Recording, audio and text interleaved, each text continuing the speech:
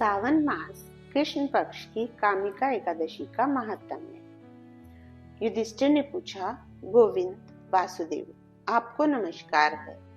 सावन मास के कृष्ण पक्ष में कौन सी एकादशी होती है, उसका वर्णन कीजिए।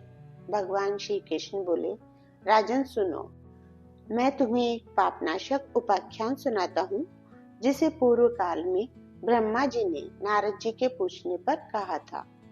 नारद जी ने प्रश्न किया, भगवान कमलासन, मैं आपसे यह सुनना चाहता हूँ कि सावन के कृष्ण पक्ष में जो एकादशी होती है उसका क्या नाम है, उसके कौन से देवता हैं तथा उससे कौन सा पुण्य होता है।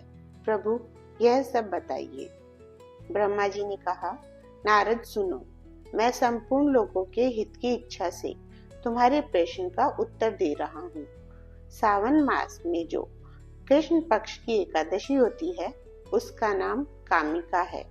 उसके स्मरण मात्र से वाजपेयी यज्ञ का फल मिलता है। उस दिन श्रीधर, हरि, विष्णु, माधव और मधुसूदन आदि नामों से भगवान का पूजन करना चाहिए। भगवान श्री कृष्ण के पूजन से जो फल मिलता है वह गंगा, काशी, नैमिषारण्य तथा पुष्कर क्षेत्र में भी सुलभ नहीं है। सिंह राशि के बृहस्पति होने पर तथा व्यतिपात और दंड योग में गोदावरी नदी में स्नान से जिस फल की प्राप्ति होती है वही फल भगवान श्री कृष्ण के पूजन से भी मिलता है।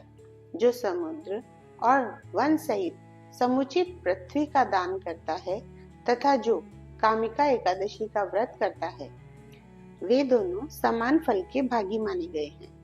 जो कोई बछड़े सहित गाय को अन्य सामग्रियों सहित दान करता है, उस मनुष्य को जिस फल की प्राप्ति होती है वही कामिका का व्रत करने वाले को मिलता है। जो नरश्रेष्ठ सावन मास में भगवान श्रीधर का पूजन करता है, उसके द्वारा गंधर्वों और नागों सहित संपूर्ण देवताओं की पूजा हो जाती है। अतः पाप भीरु मनुष्यों को यथाशक्ति पूरा प्रयत्न करके कामिका के दिन श्री हरि का पूजन करना चाहिए। जो पाप रूपी पंख से भरे हुए संसार समुद्र में डूब रहे हैं, उनका उद्धार करने के लिए कामिका एकादशी का व्रत सबसे उत्तम है। अध्यात्म विद्या परायण पुरुषों को जिस फल की प्राप्ति होती है उससे बहुत अधिक फल कामिका एकादशी का व्रत का सेवन करने वालों को मिलता है। कामिका एकादशी का व्रत करने वाला मनुष्य रात्रि में जागरण करके न तो कभी भयंकर यमराज का दर्शन करता है और न कभी दुर्गति में ही पड़ता है।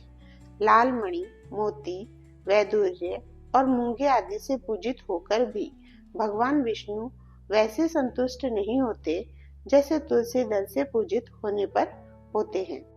जिसने तुलसी जी की मंजरियों से श्री केशव भगवान का पूजन कर लिया है, उसके जन्म भर का पाप निश्चय ही नष्ट हो जाता है। जो दर्शन करने पर सारे पाप समुदाय का नाश कर देती है, स्पर्श करने पर शरीर को पवित्र बनाती है, प्रणाम करने पर रोगों का निवारण करती है, जल से सींचने पर यमराज को भी भय पहुंचाती है, आरोपित करने पर भगवान श्री कृष्ण के समीप ले जाती है और भगवान के चरणों में चढ़ाने पर मोक्ष रूपी फल प्रदान करती है। उस तुलसी देवी को नमस्कार है। जो मनुष्य एकादशी को दिन रात दीपदान करता है, उसके पुण्य की संख्या चित्रगुप्त भी नहीं जानते। एकादशी के दिन भगवान श्री कृष्ण के सम्मुख जिसका दीपक जलता है, उसके पितर स्वर्गलोक में स्थित होकर अमृत पान से तृप्त होते हैं। घी अथवा तिल के तेल से भगवान के सामने दीपक जलाकर मनुष्य देह त्याग के पश्चात करोड़ों दीपकों से पूजित हो स्वर्गलोक में जाता है। भगवान श्री कृष्ण कहते हैं, युधिष्ठिर, यह तुम्हारे सामने मैंने कामिका एकादशी की महिमा का वर्णन किया है। कामिका सब पातकों को हरने वाली है, अतः मानवों को इसका व्रत अवश्य करना चाहिए। यह स्वर्गलोक तथा महान पुण्य फल प्रदान करने वाली है। जो मनुष्य श्रद्धा के साथ इसका महात्म्य श्रवण करता है, वह सब पापों से मुक्त हो श्री विष्णु लोक में जाता है। जय श्री राधे राधे।